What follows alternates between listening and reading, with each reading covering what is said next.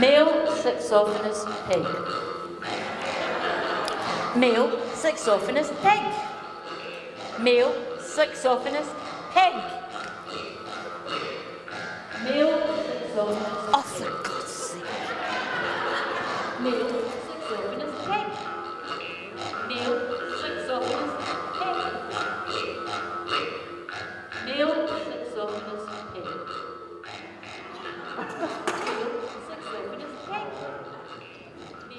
Actually, I'm lying there. I'm lying completely because, I mean, Steve, I've got to admit, the Pig Sonata is actually my favourite bit of the show. But I've got to slag you for show business reasons. So this is a wee poem in praise of Steve's personal hero. Monsieur Sax, the great Adolphe, who invented the howl of the urban wolf.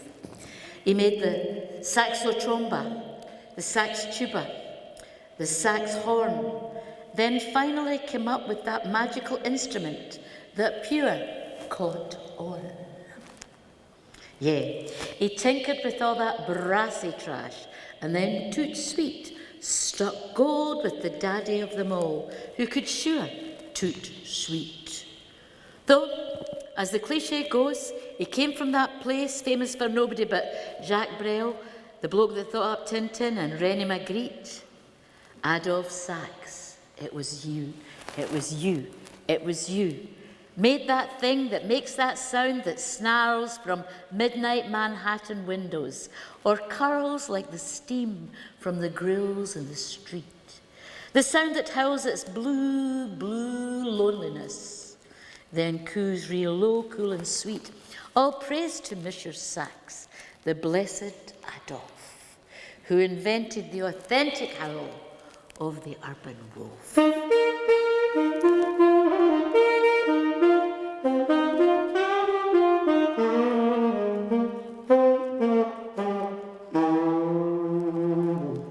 I'm doing the Bronte heroes for my 6-year studies dissertation. It was Mr. Fleming's idea. It's quite a good subject though.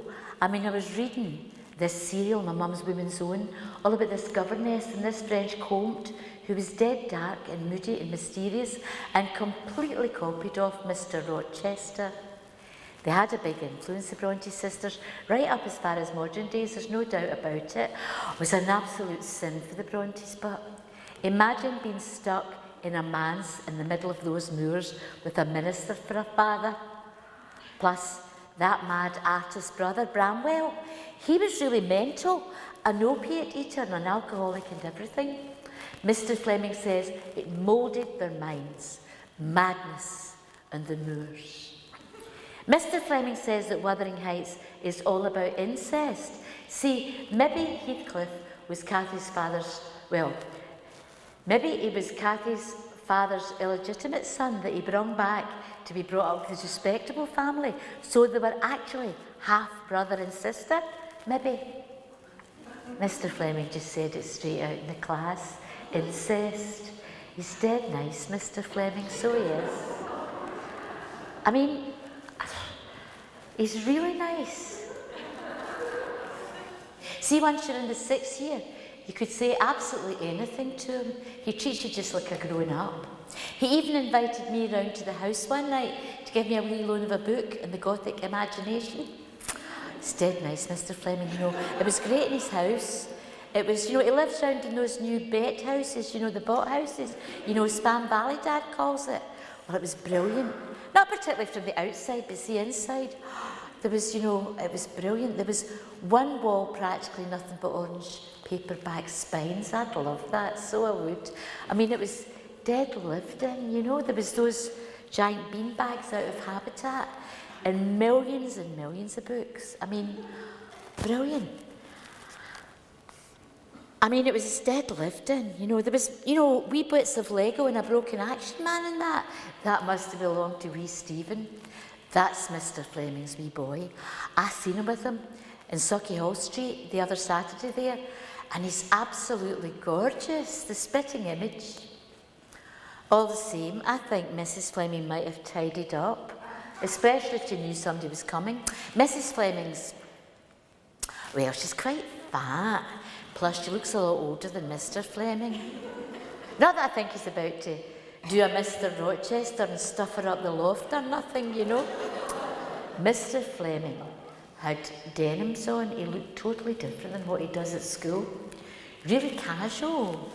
He just says, Jessie, this is Sharon. I'm sure I've told you all about her, all about Sharon, how she's our brightest 6-year pupil and our best hope for the bursary corps. So she starts quizzing me about the bloody Brontes.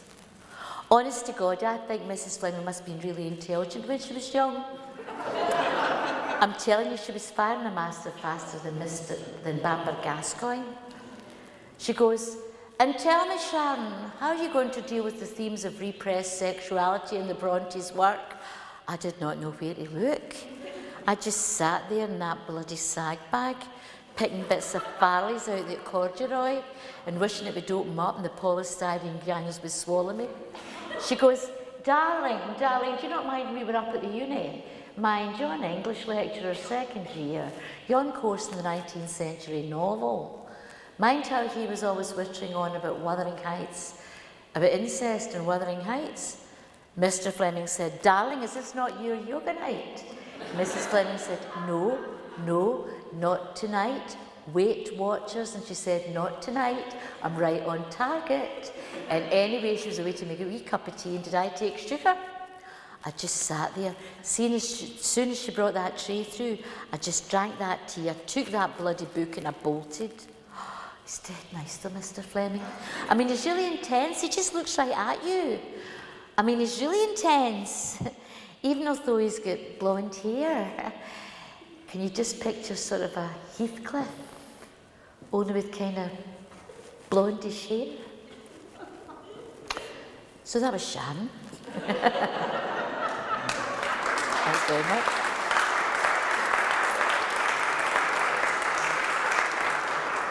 This isn't Sharon's mum, but it's not long after it.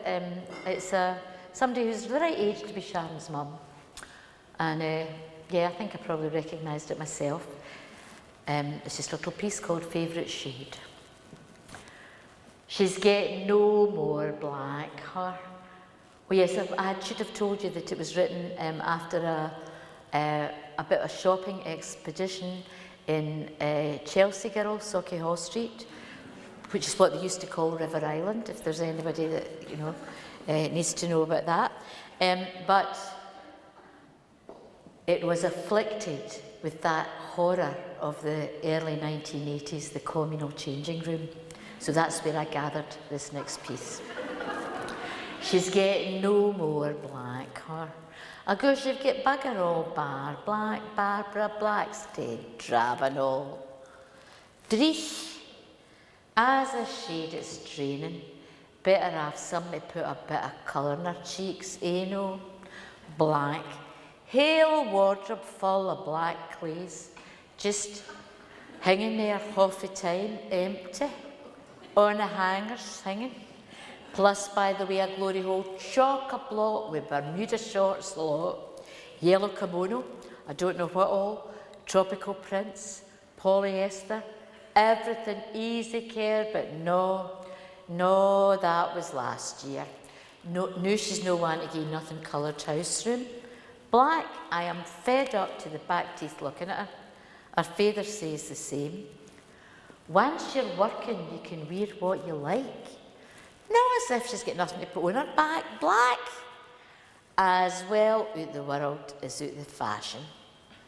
I seen a wee skirt in Miss Selfridge, sort of a dove, it was lovely. Would she wear it, but? No. Goes, see if it was black. If it was black, it would be brilliant. And the next one came from a friend who was staying with us, and she'd met a girl she was at school with she met her in Byres Road, but it was a girl she'd been at Park School with quite a while later. So she told me this story about what the girl had said to her, and that gave me the gift of this next character. So it became a piece that I like to call Meeting Norma Nimmo. Hello, hello, hello, it is you, isn't it? I thought it was. I haven't seen you since school. I have not clapped eyes on you since the 6-year Leaver social.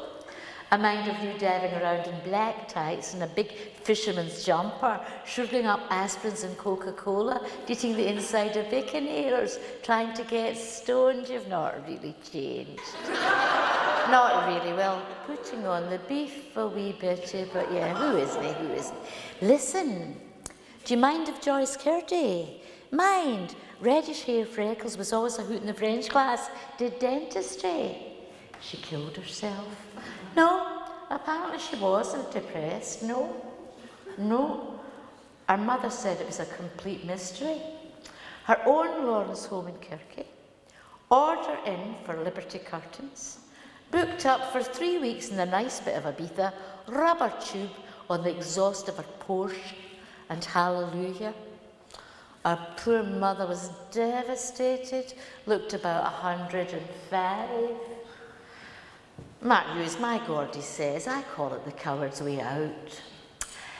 Do you know who I ran into outside the crematorium? Moira Lennox. Apparently she just bumped into Marjorie Snedden. You mind of Marjorie? She won the Maisie Thompson Ingalls Prize for Excellence in Art for 2 years hard running. Wasn't allowed to go to the art school because her mother was the Plymouth Brethren. EEC, Brussels, bilingual in 6 languages, private secretary to some bigwig, fabulous salary. She loved the lifestyle. Moira said a week later she was dead, choked on a truffle. Mind you, poor Moira's been having her own share of troubles recently. Do you mind of Moira Lennox? Big fat lassie, brilliant at Latin. Anyway, she joined the Scotstoun branch of the Society of Serious Slimmers and ended up semi-anorexic. And do you mind of John Rosamond Patterson? Blondish, right sex pot, used to go with the Glasgow Academy school captain. Modelled briefly, then she married one of the average white band, maybe the Marmalade, and emigrated with him to Bel Air. Anyway, he divorced her for Rod Stewart's ex, and she ended up with a drug dependency problem, living with some alcoholic screenwriter who tried to strangle her to death in a drunken rage.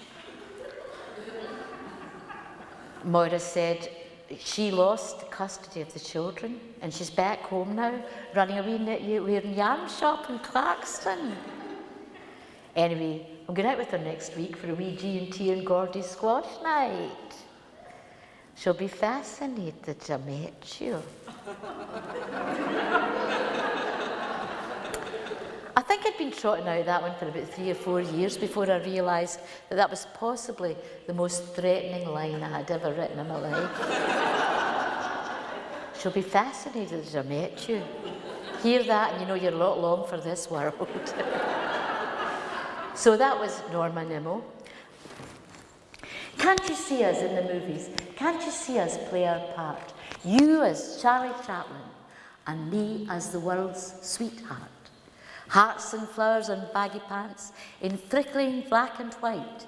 My dumb show love and Cupid's bow. But the captions don't read right, can't understand what happens. Imagine how it feels to be stuck in a Saturday serial and someone switched the reels and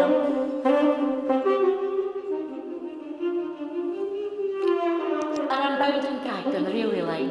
Is this the final shot? The piano's playing overtime to catch up with the plot. And the train is getting nearer. My wide eyes open and shut. Surely this can't be quite right. Should someone not shout? Oh, look at us. Oh, look at us. Don't we look ridiculous? In the musicals of the 30s, we make the perfect pair. We click together in any kind of weather like Rodgers and Astaire.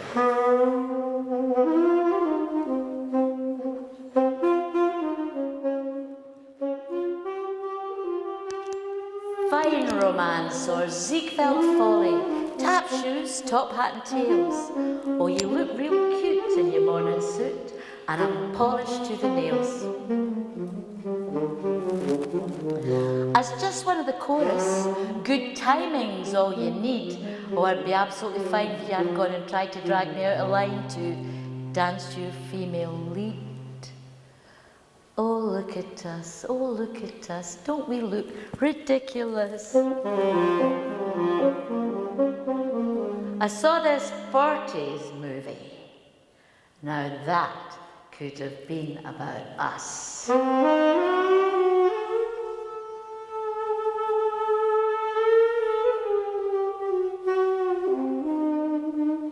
Like, he kissed her, then she slapped him, then he gave her hair a muss.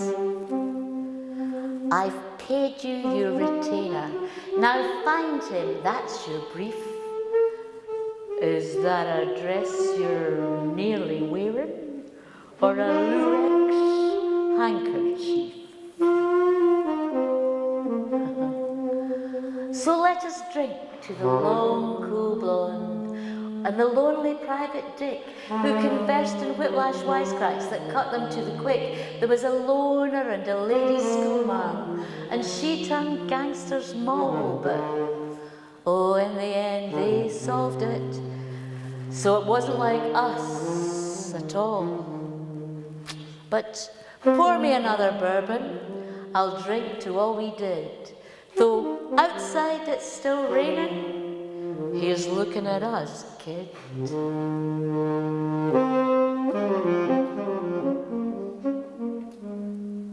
Oh, look at us, oh, look at us. Don't we look ridiculous? And another song written way back about that time. At least I always wanted this to be a song, and I always wanted it to be a song with a saxophone solo in the middle of it. And it was good. Alice Mara sang it a couple of years ago for us. We made a wee record. We got to make a wee record up in Mull with our friend Gordon McLean. It was good fun. And this song, well, I don't think I'm going to tell you what it's called, but this song was one of the things I liked doing the best. So here we go.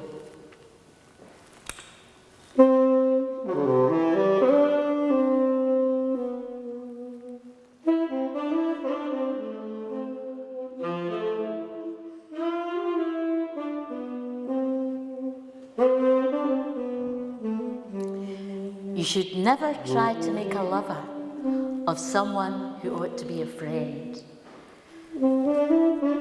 So let's open with the closing, begin with the end. Don't have to be a Guggenheim scholar to realise when I'm beat. Don't get all hot under the collar when I tell you I've got cold feet.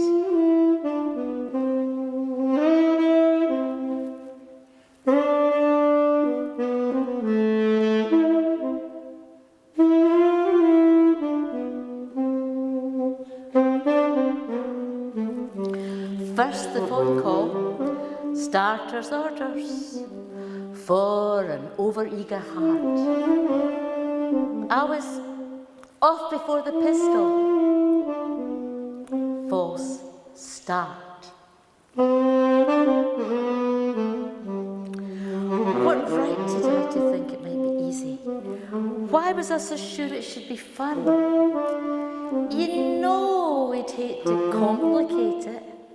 So let's end it before it's begun.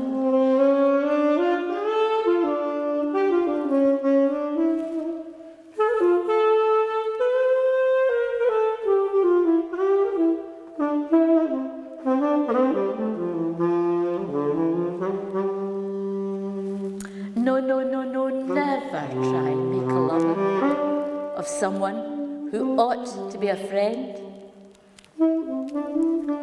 Yes, let's open with the closing.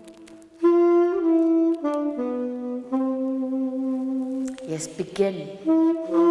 Begin with the end. And another song, a bit later. This was the early 80s. This was a bit of feminist polemic, really, by then. You know how the same behaviour in men and women is called by different names? You know, ambitious man, pushy woman, that kind of thing. And everybody would rather have an old master than an old mistress, that sort of stuff. So I wrote this for a woman called Dale Spender, who wrote a book called Man-Made Language. Women rabbit, rabbit, rabbit, women tattle and titter, women prattle, women waffle and witter. Men talk, men talk. Women into girl talk about women's trouble. Trivia and small talk, they yap and they babble. Men talk, men talk. Women gossip, women giggle, women niggle, niggle, niggle, men talk.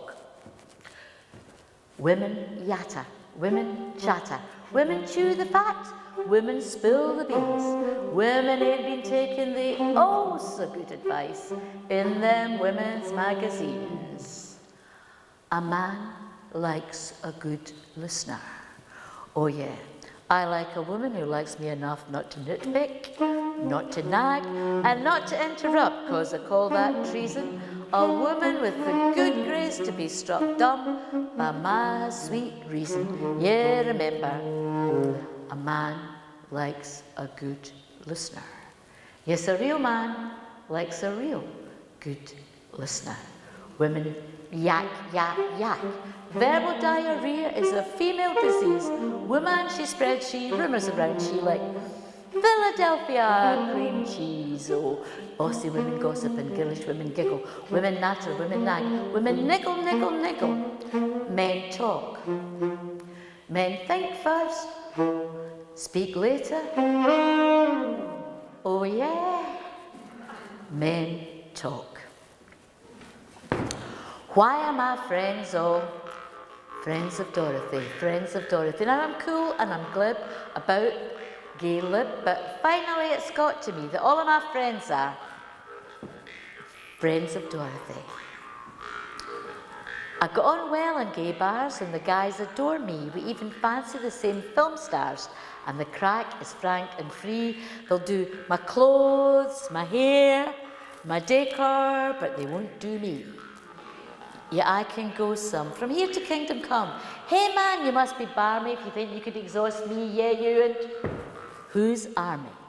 I could ball a rugby team and cream them all to orgasm.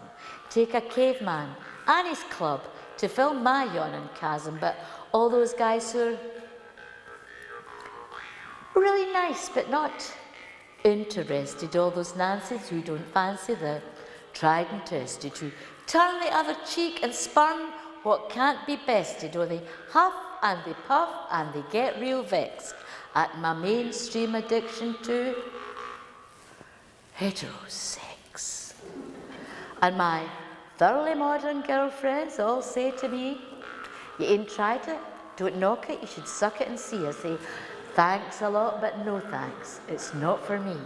I want a real man with a rock-hard dose of the horn, who these days is as rare as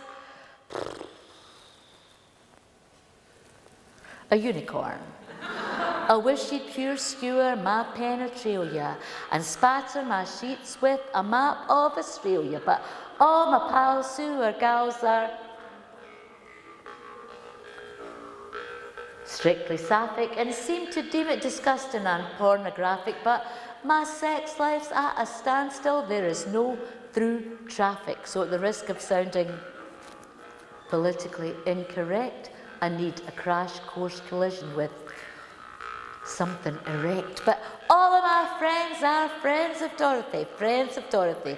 And why, oh why, do they get that vexed at my mainstream addiction to heterosex?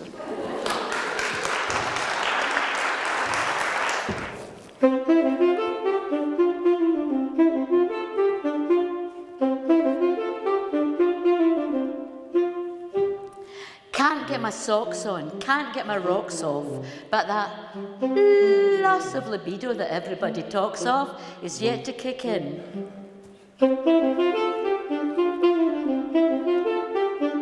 Let's do the salsa geriatrica.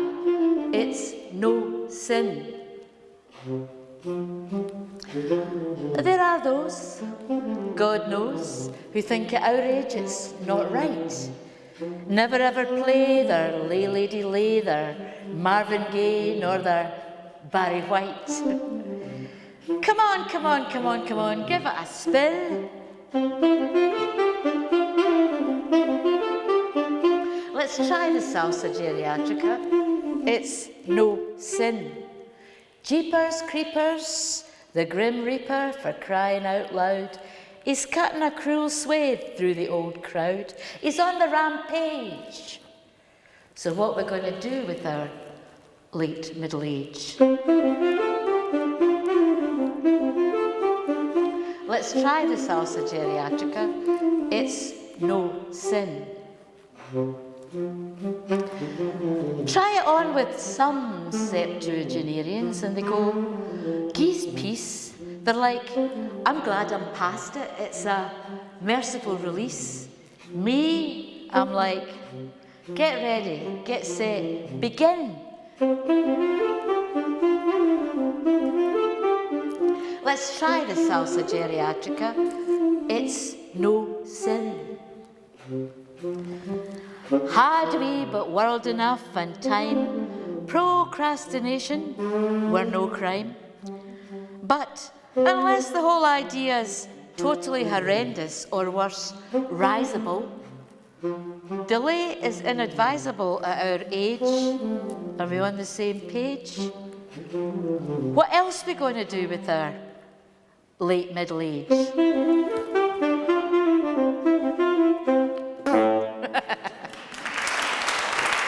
Thank you very much. Thank you.